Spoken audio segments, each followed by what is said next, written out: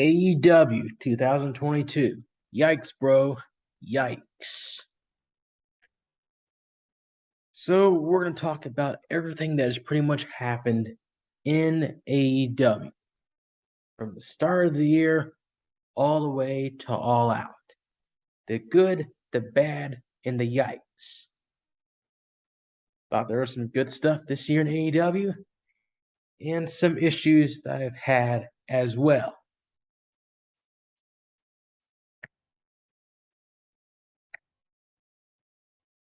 So we're going to divide the video by likes and yikes. The likes would be the positives, and the yikes would be the negatives.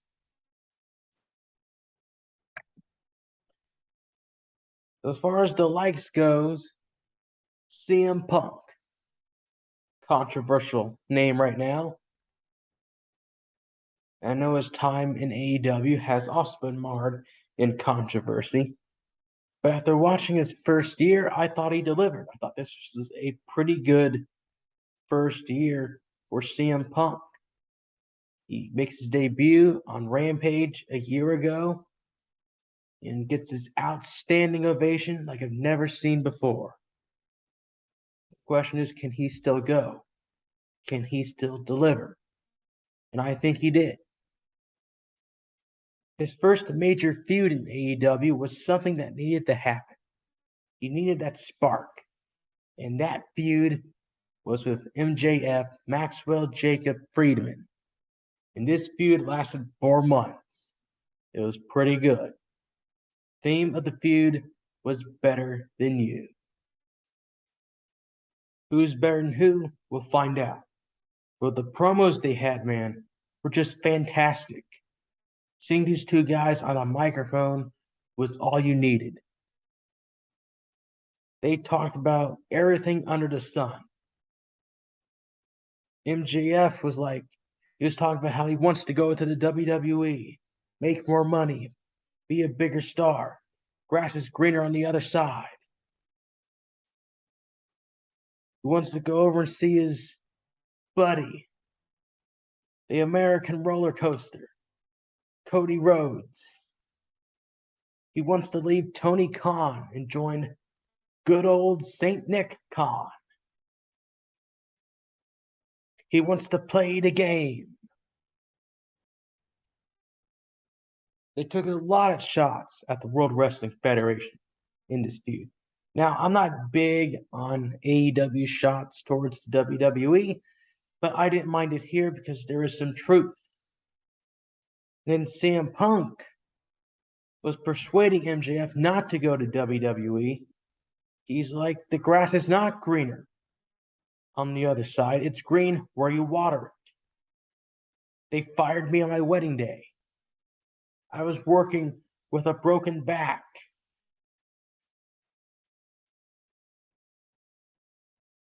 The WWE is nothing but a bunch of bootlickers and cowards. CM Punk said that MJF stands for my jealous fan.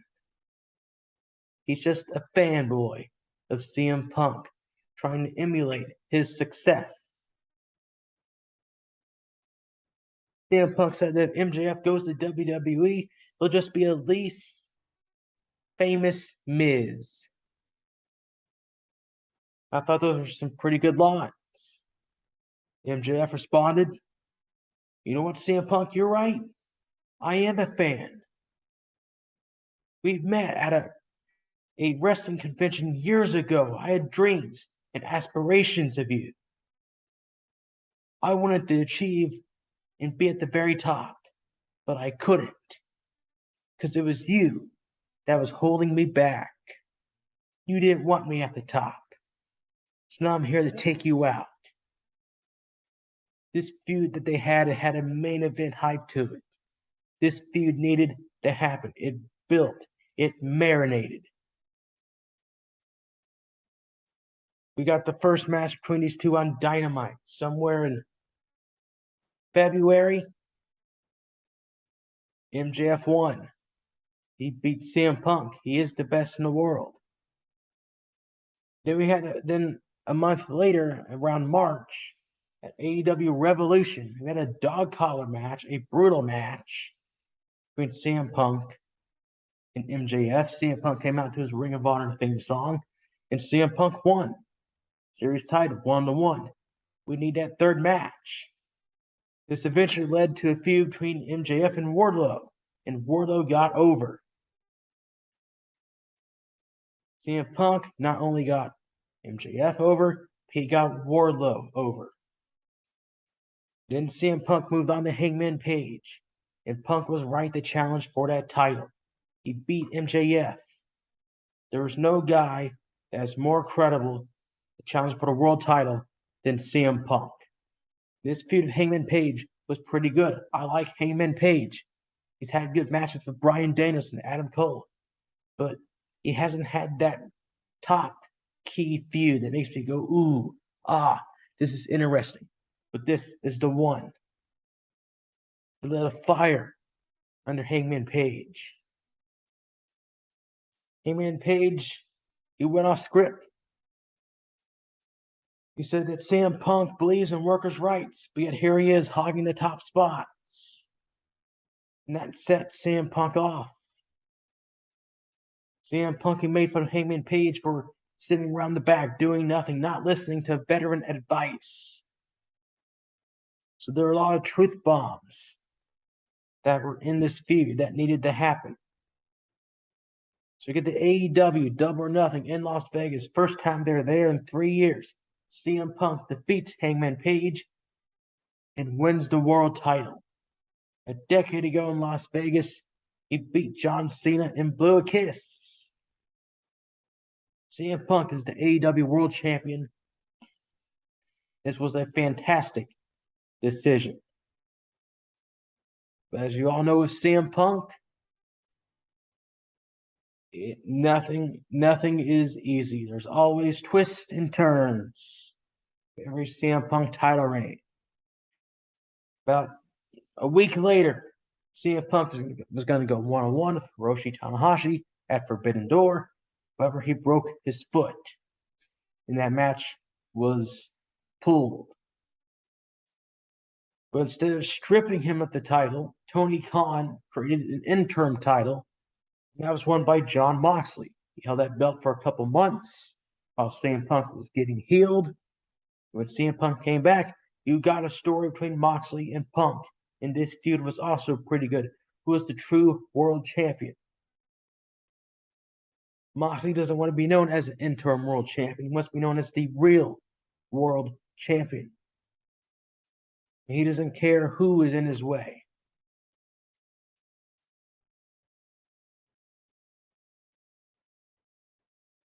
Now, this was going to be the main event of All Out, but they moved the match up to Dynamite. CM Punk, Jon Moxley. And shockingly, Jon Moxley beat CM Punk in 5 minutes. So Moxley is a 2-time AEW World Champion. I didn't mind this because Moxley needed to validate himself. And this means that All Out, CM Punk can be reinvigorated when he wins back the title. And that's what happened. The next week, CM Punk came out on crutches.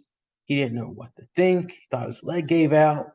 Then Ace Steel's trainer comes out, gives him an open contract, and just lets a fire under CM Punk. And CM Punk was talking about, the love is not there anymore. I don't have it in me. Maybe this world title run was a little bit too soon. But then Ace Steel comes out. He slaps him in the face. He gets Punk back in the game. Punk goes out into the crowd. He's saying he's going to beat Jon Moxley. He's going to beat him to a bloody pulp. It's going to be a war. And that's what we got it All Out, a war. It was a pretty good match between Punk and Moxley. Punk would win this time, win back the world title. At the end of the show, MJF would make his return. So once again, the seeds are planted for Punk and MJF 3. CM Punk, I think he was instrumental to AEW, and he's gotten AEW to some new popularity. Now, the ratings might not be all that high. I don't think he's a game changer like people have been saying, but he has been creating some buzz. CM Punk, a solid like for me. AEW Forbidden Door, another like. Now, this all started a couple years ago when Kenny Omega went over to Impact Wrestling and won their world title. He created a new supergroup, the Elite. He brought over Gallows and Anderson from Impact Wrestling. They were the world champions. He reunited the Bullet Club, the Young Bucks. He brought over Don Callis. And then you saw a lot of stars from New Japan come into AEW. Minoru Suzuki, Jay White, Kenta, Okada. This led to the president of New Japan and Tony Khan coming to an agreement to do a super show called Forbidden Door in Chicago. Now, some people are saying this show is not a big deal. It's not going to draw, it's not going to do this, it's not going to do that. Now, the show is not on the same level as a WrestleMania 6 or a Survivor Series 97 or WrestleMania 14 or WrestleMania 28 or WrestleMania 18. It's not up there on that scale. But for 3 years, New Japan, AEW wanted to work together, and now they have their chance. This is a big deal for them. It's a big deal for New Japan, big deal for AEW, a big deal for the independents. This is a chance to show the world what they got. And can they provide a different product from the WWF or WWE, whatever you want to call it? And I think Forbidden Door absolutely delivered, despite all the injuries and setbacks.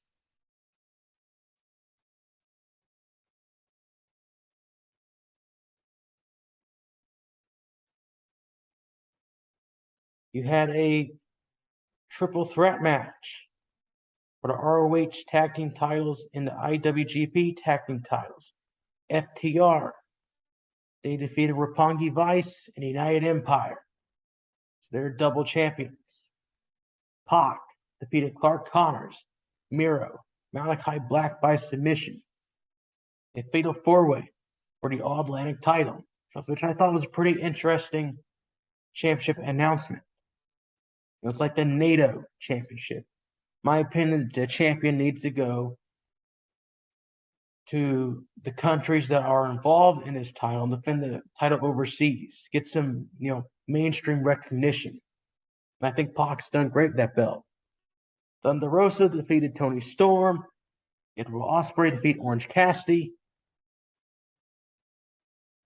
We had Zack Sabre Jr. issue an open challenge. Out came Claudio, also known as Cesaro.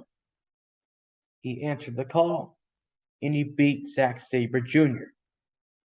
Then we get a fatal four-way for the IWGP heavyweight title. Hangman Page, Okada, Jay White, and Adam Cole. This match was won by Jay White. In the main event for the interim AEW World title, Jon Moxley defeated Hiroshi Tanahashi. Forbidden Door, huge success. Might not be on the success of the giants I just mentioned, but on its own, I thought it was pretty good. It delivered. The Blackpool Combat Club, another like. It all started with a feud between Bryan Danielson and Jon Moxley. I thought this feud was pretty interesting. These guys do have some history dating back to Team Hell No versus The Shield.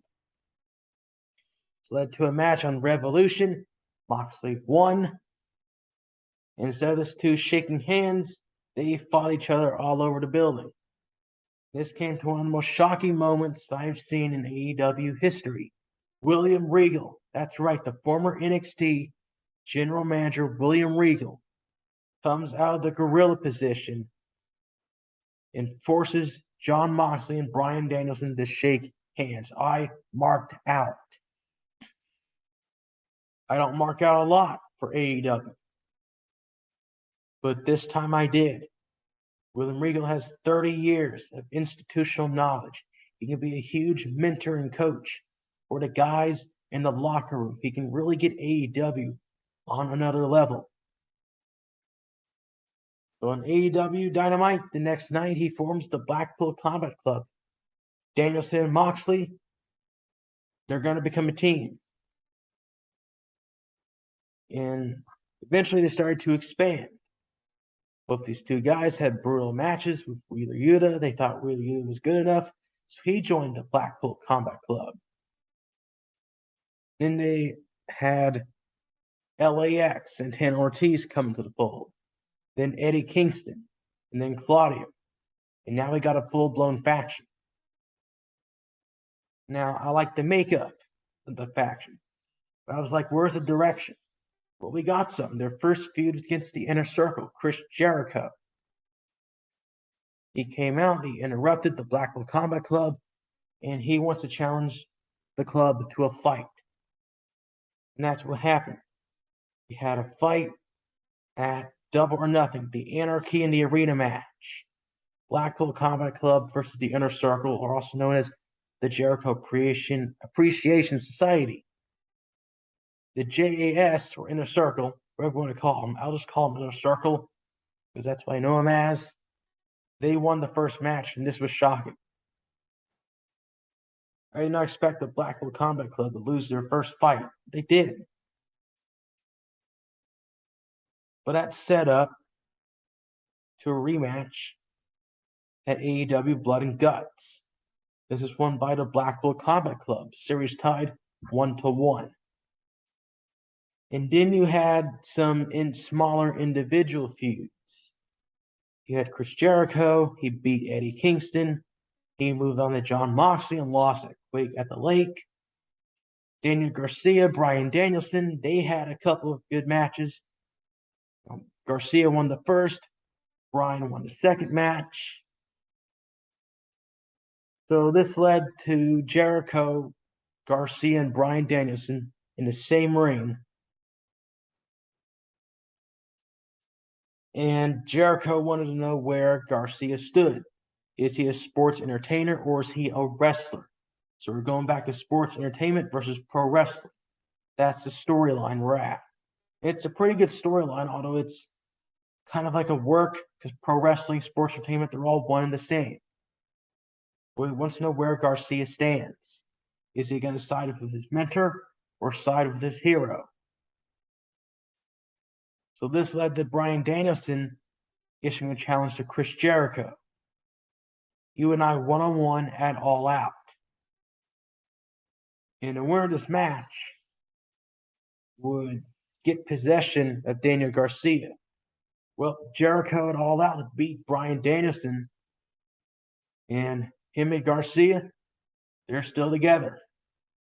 So I guess mentor it is. Sports entertainer it is. The Blackpool Combat Club, pretty good. A lot of great talents, a lot of great institutional knowledge. Fantastic move.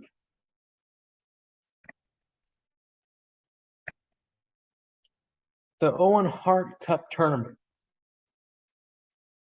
Naming this tournament, I thought this was pretty interesting. They're paying homage to Owen Hart. I haven't heard Owen Hart's name be mentioned in decades. The WWE have failed to honor the legacy of Owen Hart. They won't put him in the Hall of Fame because Martha Hart, Owen Hart's wife, won't let him. Obviously, there's still tension between those two, and they haven't really done anything to fill those holes. But here's AEW doing something to patch some of that. A tournament, women's tournament, men's tournament. The winner would receive a check for charity and the Owen Hart Cup Tournament championship. Now, when they first announced this tournament, I'm pretty picky on tournaments. I want to know what the winner would get. It's just a check for charity, or they're going to get a spotlight match on a pay-per-view or a title match. So, as far as my thoughts on it, the women's side of it, I really couldn't care for it. A lot of these names I didn't really have an interest in. I didn't really have an interest in Maki Ito or Karushida or Riho. Tony Storm, Jamie Hayter thought that was all right. Red Velvet's all right. Ruby Soho is all right, but um, the women's side, yeah, I didn't really have much of an interest in this. But the right person won, and that was Britt Baker. And she got a championship match at All Out. It was for the interim women's world title. Tony Storm versus Britt Baker versus Jamie Hayter versus Hikaru Shida. So I thought there was some justice to the women's side of the tournament. I think she beat Ruby Soho in the finals. I think, but I'm not too sure. But I think she did. But then you had the men's side, and this was pretty fantastic. You had Ray Phoenix, Kyle O'Reilly, Samoa Joe, Jeff Hardy, Adam Cole, Dax Harwood, and then the Joker, which was John Morrison.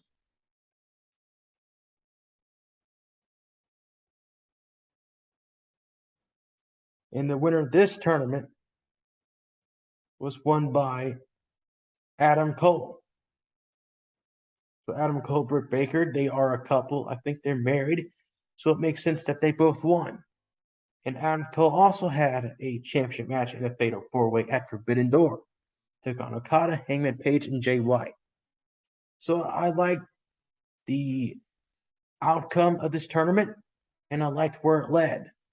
So I am a fan of this. May not be a fan of some of the individual matchups, but the overall tournament, I will give it a pass. And I thought this was a like.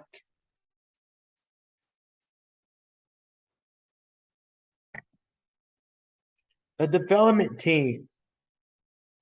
AEW, they announced an expansion of talent relations. And they were continuing to structure the company, expand talent relations. They're trying to strengthen the infrastructure and the core of the company. They brought in Sanjay Dutt to be the vice president of production and creative coordination. QT Marshall, he is promoted to vice president of show and creative coordination.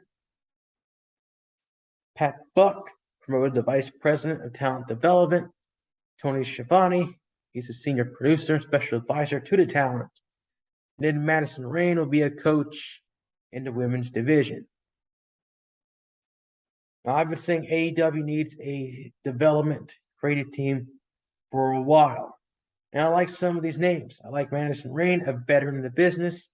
Same thing with Tony Schiavone. Same thing with Sanjay Dutt. Huge fan of Sanjay Dutt and Madison Rayne in TNA. So they do have some veteran presence. QT Marshall, he is in charge of the factory. So I feel like he can mentor the younger talents.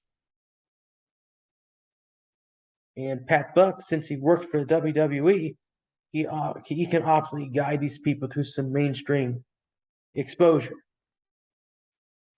So I thought this was all right. However, AEW does need a creative team, 5 to 7 people that can just write stories. Bring together people that have written successful movies and TV shows. You don't need 50 Hollywood writers like the WWE, but bring in 5 to 7 people. Bring in the Russo brothers who directed the Avengers movies. Bring in Matt Reeves who directed the Batman. Or bring in someone like a Kevin Feige who runs Marvel and project the next 10 years, the next decade of AEW creative television. So the development team, I thought this was a good step in the right direction. And I want to see things improve further. AEW Grand Slam, another like. It was a big show. So after All Out, we had like a backstage fight. The Elite, Kenny Omega, the Young Bucks, they won the trios titles against the Dark Order. CM Punk won the world title against Jon Moxley. Those two guys apparently got into a backstage fight and they were stripped of the titles. The best friends, they fought Death Triangle that night on Dynamite. Winners would be crowned the new Trios champions. That was won by Death Triangle. So then Tony Khan opened the show. He announced what he's going to do for the world title. And that was a tournament, the Tournament of Champions. Hangman Page, Danielson, Guevara, Darby Allin, Moxley, Jericho. All these people have won AEW titles or TNT titles or some world title somewhere else. And I thought this was a pretty good tournament. Hangman Page, Bryan Danielson, good match. Sammy Guevara, Darby Allin, their former TNT champions going at it, made sense. Sammy Guevara beats Darby Allin. He took on Moxley. Moxley won. Jericho took on Bryan Danielson. Danielson won. Then we got Moxley versus Danielson at Grand Slam. So after the tournament announcement, MJF came out to a huge babyface reaction. You saw his genuine emotion come out. He teased the babyface. He was like, "We're not in dark times. We are going to be stronger than ever. AEW will come back from this." He's really hyping up the crowd before he went heel on him. And I was like, now that's the MJF that I know. But I wouldn't mind them exploring him as a babyface somewhere down the line. Then comes out Moxley, interrupts him and cuts a great promo that lights the fire under everyone in AEW. Lit a fire under AEW's keister.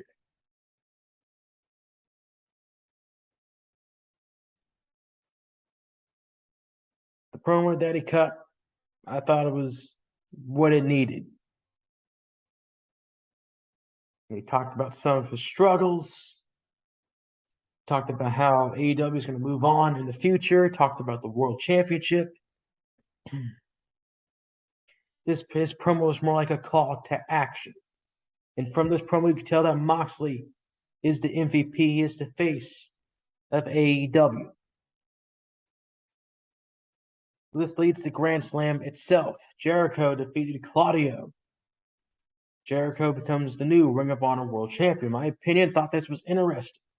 Personally, the rumor came out a couple weeks ago that Jericho would be the new ROH champion. So I thought that was interesting. You had Paige Saraya debut at Grand Slam. Should be interesting. I think she should coach and mentor the female talent. If she's going to wrestle, I think it should be on a sporadic basis. Then you got the main event, Moxley and Danielson. Moxley won, right decision. He is the face of AEW, needs to carry that title till they find somebody that can take him out. I like Moxley. I love the work that he's done.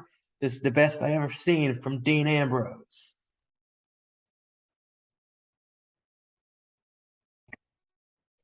So those were the likes. Now we're moving on to the yikes. You guys can't stand criticism or hatred or animosity. If you're a flag bearer for AEW, now's the time to click off the video. So here are the yikes. There's backstage issues. There is backstage issues between Eddie Kingston and Sammy Guevara. Apparently, Guevara called Kingston fat. Kingston threw a pie in his face. They apologized, and Kingston was suspended for a couple weeks. But now they're both back on television, and they're ready to go. Then you had Thunder Rosa. She was injured, and she announced that she can't compete. So they are coming up with an interim AEW women's title, won by Toni Storm at All Out. But there are some issues backstage. Some people believe that Thunder Rosa hasn't been treated the same as Britt Baker. Britt Baker had more screen time. She had longer matches. She was in the spotlight. While Thunder Rosa has been barely seen on TV. She did a 30-second promo about how she was injured, but Punk got 8 minutes. There are also some rumors that she's not 100% injured. She's taking time off because she has heat with the women in the locker room, or heat with Britt Baker. So there might be some tension stirring that women's locker room. Bobby Fish, he requested his release. He's gone. Malachi Black requested his release. I think he's gone. Then you had CM Punk comes back to Dynamite, calls out Hangman Page for the promo that they cut on him back in May. This led to some backstage tension between Punk and Hangman Page. Punk comes back to Dynamite after a couple months, calls out Page. Page doesn't show up, and the fans are left in the dark. Well, what's going on? So I thought this was a little bit interesting. As far as my thoughts on the backstage issues, at first I thought they were a little bit overblown. 80%, 20%. 80% of the talent is cool with AEW. And then there's 20% of the talent that are not. And that's to be expected in any business. You're always going to have backstage issues. People are grown men. They will not get along. Not everybody has to like each other. I don't think these backstage issues are a detriment to AEW, but they have to get fixed. Because if not, you're going to have weeds growing. Once these weeds start growing, they will never stop. However, things became a lot more serious. After All Out, you had a media scrum, and CM Punk went on a rant about Colt Cabana, the Young Bucks, and the Elite. He believes that they were leaking information that he got Colt Cabana fired. He ranted on MJF, Hangman Page. This guy was cursing up a storm, F-bomb after F-bomb. I was like, whoa. But things got worse from there. After his media scrum, he went into the locker room. There was a report of a backstage fight. The report goes that the Young Bucks and Kenny Omega, they went to Punk's locker room. They kicked down the door, and they got into a fist fight. The AEW producers, they tried to break up the fight. A security guard came in. He even had Ace Steel, CM Punk's trainer, come into the locker room, bite Kenny Omega in the face, and throw a chair at somebody. Hell in the locker room. We don't know what happened. There's no video. There is an investigation, but not much news is coming out. But we do know that Punk was stripped of the title and suspended, and he also has a torn tricep. He'll be out 6 to 8 months. The Elite, they're stripped of their titles. They're suspended. He's still suspended. The producers were suspended, but then brought back after they were found to be in the clear, and they were trying to break up the fight. But this was big news for AEW and overshadowed All Out. And it almost saved the company. Not quite. Tony Khan, Bryan Danielson, Jon Moxley, Chris Jericho, they all led a couple of backstage talent meetings trying to unite the locker room, get them back together. You can expect more of these backstage issues. I think that will happen. This is going to test AEW's longevity as a brand. I don't think they're going out of business anytime soon. I think these backstage issues will pass by quickly. But if Tony Khan does not get these issues fixed, there will be problems. If Punk walks out, the Elite walk out, that's not going to be good. He needs to get these issues fixed. He needs to be a boss and not a friend. Next issue, Tony Khan. I think he's stretching himself way too thin. He owns AEW, Ring of Honor, the Jacksonville Jaguars, and Fulham FC. 4 sporting companies. I think it's going to be a lot to manage. He needs a team to divide the workload. Another issue I have, he comes off as some kind of mark or fanboy for his own brand. Now, sometimes you do have to be your own cheerleader, but he has like an obsession with beating the WWE. Back in October, there was like the Friday Night War, SmackDown and Rampage. SmackDown was airing for 2.5 hours, and those 30 minutes will cross over with Rampage. And Tony Khan on Twitter was he was like saying, "Hey, we're gonna beat WWE." He said on Twitter, "Hey WWE, I saw you're doing a half hour head to head with us. I can't wait to finally beat you or beat your main show head to head. It's been a long time coming. See you next Friday."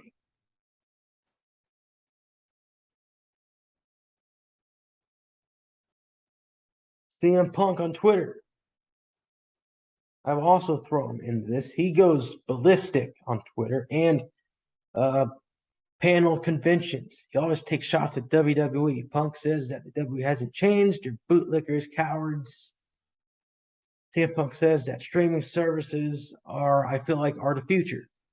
So when people look at the ratings and say that wrestling is dying, I say, well, look at our buildings. Well, yeah, the AEW live experience is great. Their buildings are being filled with a bunch of hardcore wrestling fans. But it's not going to translate to TV. People aren't sitting around the TV sets watching AEW compared to how many people watching TNA a decade ago. Streaming services are the future. But that doesn't mean you have to follow the trend. You can change it. As far as Friday Night War goes, SmackDown won. SmackDown 866K. AEW Rampage 578K. SmackDown won. 1849 demo of 0.24. They tied. That cancels out. I go to the viewership. SmackDown won. But yet Tony Khan can't accept defeat. So he has to find the simplest metric that he beat the WWE in. Tony Khan on Twitter. Let's go, AEW fans, wrestlers, staff, everyone. Let's go, AEW. Pro Wrestling Torch. We obtained a new key ratings detail on Friday. Rampage beat SmackDown head to head 30 minutes in the most coveted 18-49 demo. 328K to 285K. Rampage led with Punk match. SmackDown featured Becky, Sasha, Lesnar. More details here.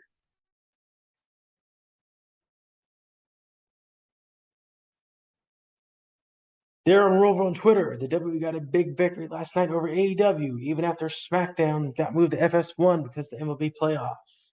SmackDown 793.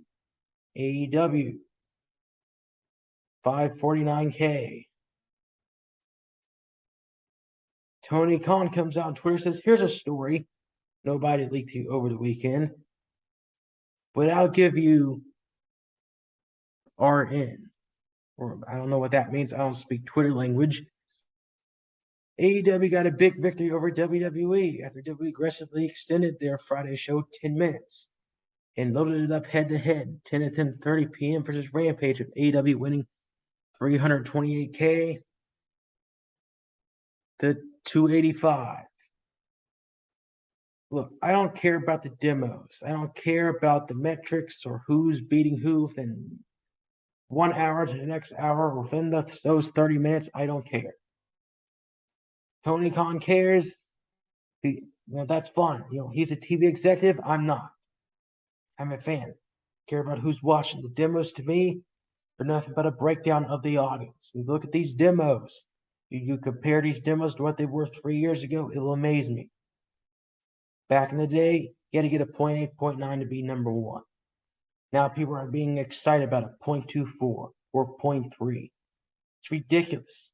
TNA's lowest rating in the demos in their battle against WWE was a 0.5. Everybody called that rating a failure. Yeah, when AEW gets a 0.24 or 0.3, it's some big deal. I don't get it. Tony Khan, this was the side of the war I didn't want to see, but we're seeing it. He's not a boss. He's not a leader. He's not a general.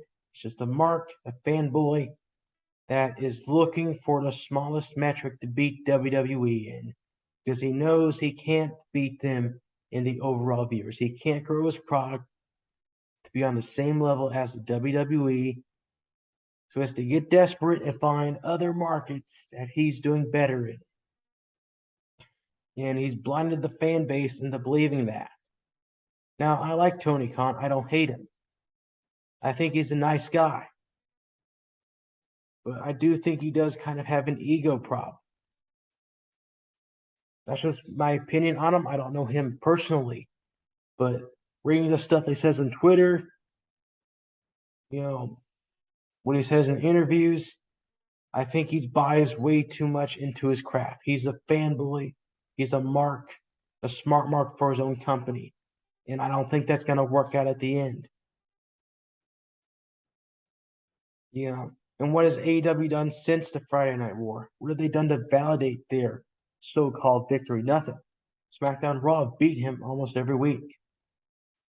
Now, if he was beating SmackDown the demos every week following this, okay, that would mean something. We got some here, but a one-off victory that's only going to happen very too often, I don't think it's really a good point to bring up. I mean, yes, AEW, they get 18 to 49 demos, victories over Raw and SmackDown occasionally, and that might be a good thing. They know how to attract a core audience. But there is another audience that prefers to watch WWE over AEW. And the WWE, they don't care about the 18 to 49 demos. They don't care about the fans as a whole. They care about money. And as long as they're making billions and trillions of dollars, they don't care about their ratings. They don't care about what Tony Khan does. I'm saying Tony Khan needs to grow the fan base. Get your demos to a 0.5, 0.6, maybe even a 0.9. Get the ratings, get the viewership for Dynamite up to 1.4, 1.6. And really start putting pressure on WWE. Instead of shilling your product on Twitter, go out there and produce amazing shows. He's just not doing that. I like Tony, but he's got to change his leadership style. The ROH acquisition. In March, AEW announced that Tony Khan was buying Ring of Honor. Now, I've been a fan of Ring of Honor since 2015, 7 years. 4 years, I was a fan. But in 2019, when AEW came around and the pandemic, I completely lost interest. Lots of people left, and Ring of Honor didn't really do anything to hold down the fort. During the pandemic, they did a bunch of clip shows, empty arena shows, and that only went so far to interest me. But then Tony Khan bought it.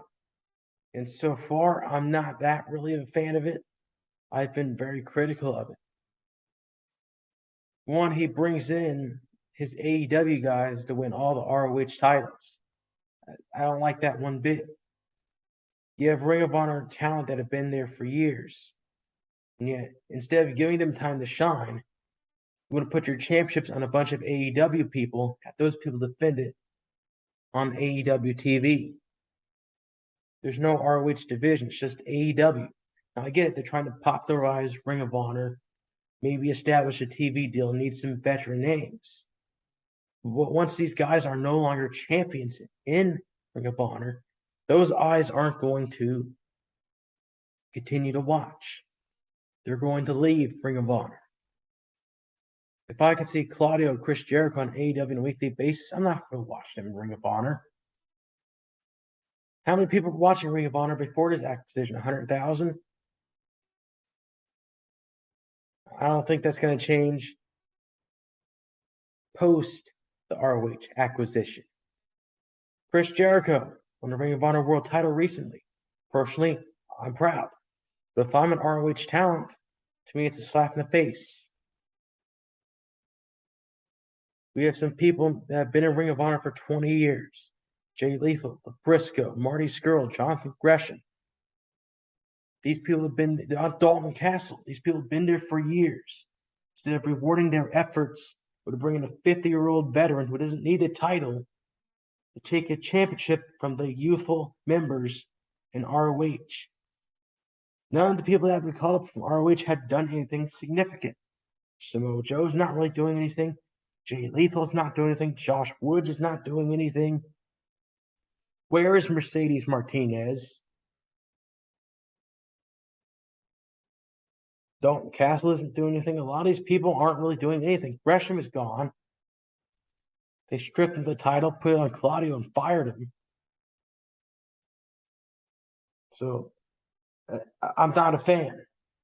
However, they've done a couple of pay-per-view events, which I thought were pretty good. This is the only good part about it is the wrestling events themselves. Supercard of Honor happened during WrestleMania weekend. And I thought this event was pretty good. Mercedes Martinez defeated Willow, become the interim Women of Honor champion. You had FTR defeat the Briscoes. They won the ROH tag team titles. Minoru Suzuki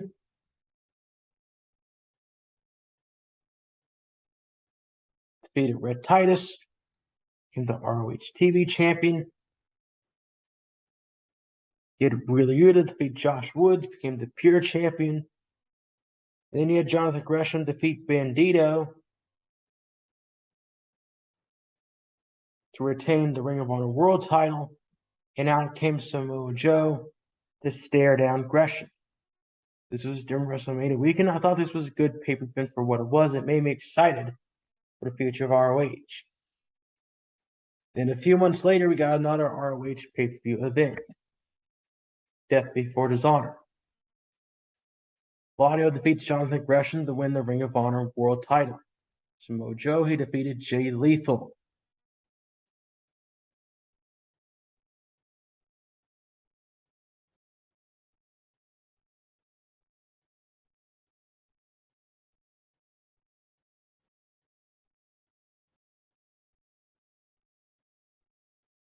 Wheeler Yuta, he defeated Daniel Garcia.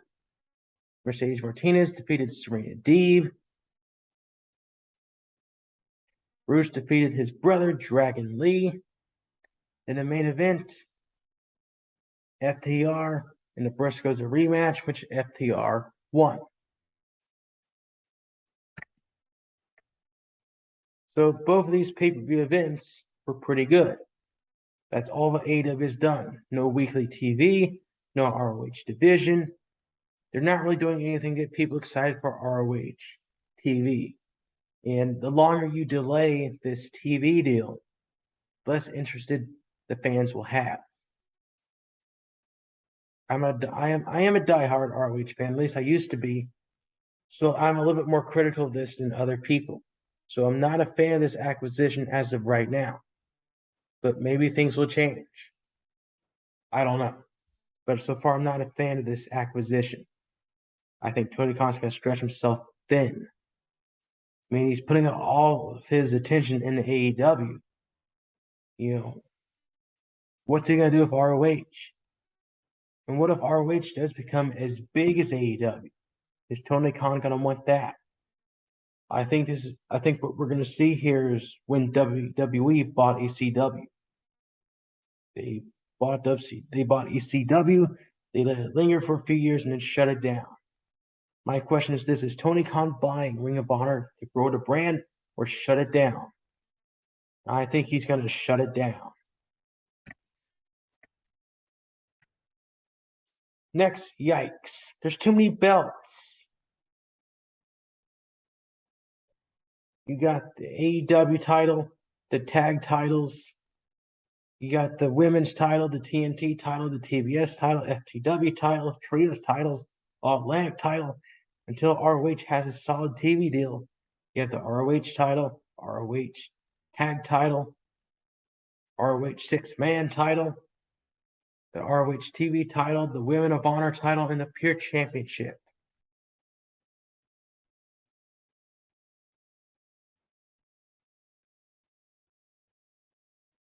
It's like 15 championships. So you got 4, you got 8, you got 9, 10, 11, 12, 13, 14. 14.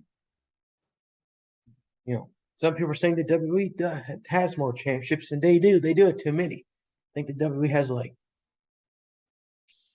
16, 18 titles, where AEW right now is around 14. I think that's too many. How many more belts before the hardcores say enough is enough? Now, I don't mind you having, you know, this many championships as long as they're booked differently. In the past, championships in wrestling were booked a little bit different. The world titles that was booked different from the tag title. European titles booked differently from the Intercontinental title. If your championship is booked differently, I won't mind it. But today they're all booked the same. All of WWE titles are booked the same. Same thing for AEW. How is the TNT title booked differently from the FTW title? They're not. They're the same. Each week, the champion comes out, issues a generic open challenge. The majority of the wrestlers that answer the challenge, people that I don't care to see. They're people that aren't deserving of title shots and have done nothing to earn these matches. How's the TBS title different from the AEW women's title? How are these ROH titles different from the AEW mid-card titles? They're not. They're all booked the same. The champions come out every week, do open challenges. Instead of building feuds, characters, and stories, it's just open challenges. One wrestler after another lays down for the champion. It's like a conveyor belt of wrestlers. It's like we're some kind of sweatshop factory in China.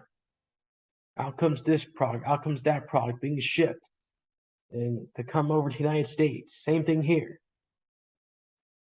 Too many belts. They're all booked the same, and some of them aren't really needed. The TNT title, haven't been a fan of it. Same thing with the TBS title, don't care for the FTW title. To me, that needs to be an extreme hardcore title where you honor the legacy of ECW because that's where the title came from. Trios titles don't care. Every company I've seen that's introduced those belts have failed. We don't need all these titles. And there's going to be more. The more these fans give AEW excuses, there will be more belts. The TBS title, not a fan. They did a tournament, and I was like, a lot of these women I don't find believable to be champions. Now they have a women's mid-card title and they had feuds, characters, storylines, maybe. But if you book it like the main women's title, I'm not going to be a fan. They didn't really do anything to the NWA women's title when it was there.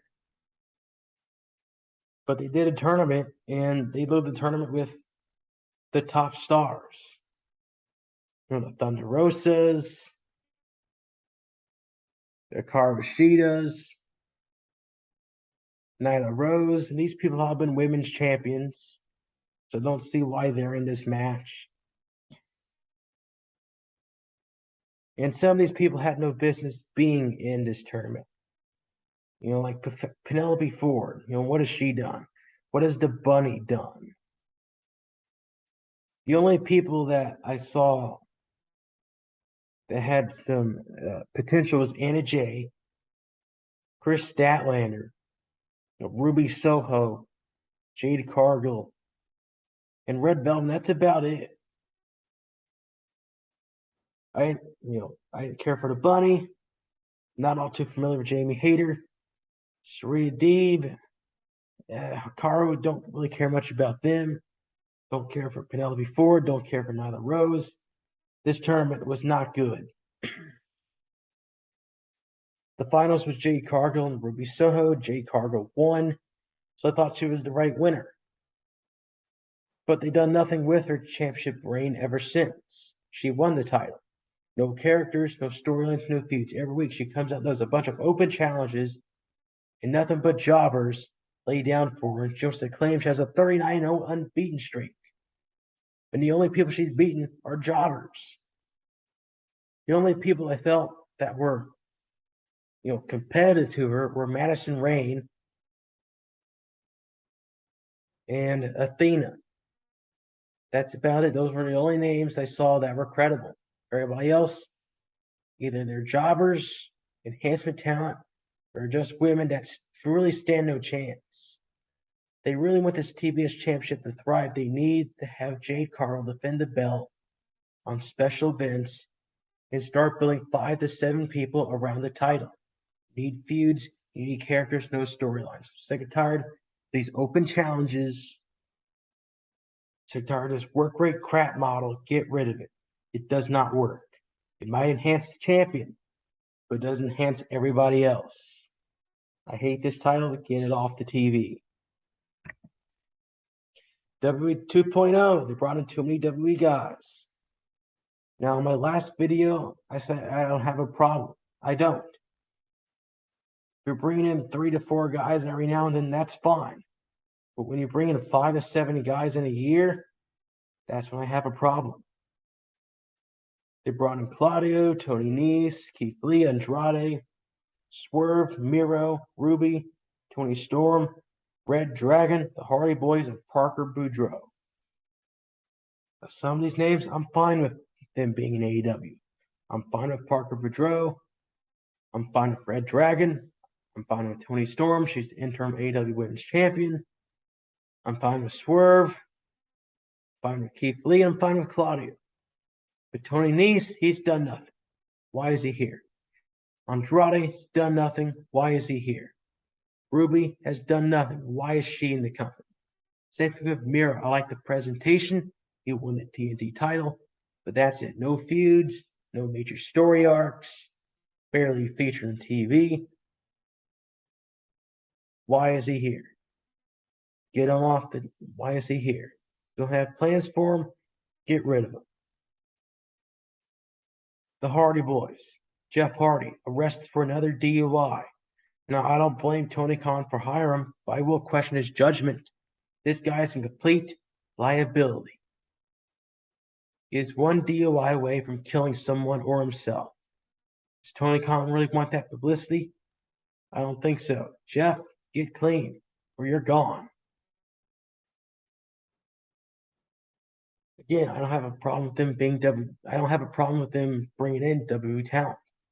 But it's when you bring in too many names, you don't do anything with some of them, and you neglect your current roster. The ones I am fine with, they're taking response from everybody else. You know, they push Adam Cole, CM Punk to the top of the card. They do nothing with the Brian Cages or the Joey Janela's. It's all about the WWE guys. And I get it. They're trying to establish a brand. But these guys won't be here forever. They need to start building some homegrown talent and mix that in with the veterans. That's what they need to start to do. But they're becoming WWE 2.0. And the fans need to start waking up. Last is who they appeal to. Tony Khan appeals to these hardcore indie fans, the NXT crowd, the smart marks, IWC. These people watch Shimmer, Stardom, PWG, DDT, MLW, Impact, every indie company under the sun. I don't watch a lot of these companies. The only companies I follow outside of WWE and AEW are Impact and NWA. That's it. I don't follow these companies, nor do I care. And since this is where the talent pool is coming in, I'm going to be lost. I don't know who a Sky Blue is, or a Mance Warder, or a Takeshita. I don't know these people. And Tony Khan does nothing to tell me where these people are from, why I should care, or what they can do. They're nothing but indie jobbers to me. These people have been in no feuds, no storylines. They just do a bunch of flips and kicks. I don't care for this stuff. Now, if you're a fan of these people, you follow these companies, that's great. If you're a fan that's in the know, you're a hardcore, you follow this business, you're going to have a fun time watching wrestling in 2022. But me, I don't care for it. And I watch some wrestling outside WWE and AEW, so I'm going to be very indifferent, be very mixed. There will be some things that I like and some that I don't. But Tony Khan needs to widen who he appeals to. He needs more casuals. Start telling me who these wrestlers are and why I should care. Stop showing me what they can do in the ring. Start showing me who they are in the ring. Can they talk? Can they draw ratings? Can they bring in an audience? I don't mind wrestling being sports-like, but it's too sports-like. I don't watch New Japan every day. I watch it every now and then when they do a big show. Tony Khan may follow New Japan to his death. Same thing with his fans. But that's not going to appeal to a wide audience. That's why I wasn't a fan of NXT. Paul Levesque catered to the British independent scene. I didn't follow that stuff. So all the wrestlers he brought in, I didn't care to see. He's got to change who he appeals to. Needs to widen that audience. As long as he caters to the hardcore fans or the smarks or the IWC, this company will die. They won't go out of business, but they will lose popularity because every year ratings for wrestling are going down. People are losing interest. Even some of the fans right now are starting to turn on AEW. Look at their ratings. They're beginning that slow year-to-year decline. As far as my approval rating of AEW, 8 out of 10. Like I said, I thought it was a good year. It might sound like I hate on them, but I don't. I like it. I think there are a lot of good things to see in AEW, but at the same time, there are a lot of bad things. If they don't fix these issues, I will hate AEW. As of right now, 8 out of 10, I like it. But there are some lingering issues that need to be solved. If not, I don't see this company lasting long. They're going to have a good heyday for about 5 to 7 years and then dissipate afterwards. If they don't fix these issues, they will turn into TNA or WCW.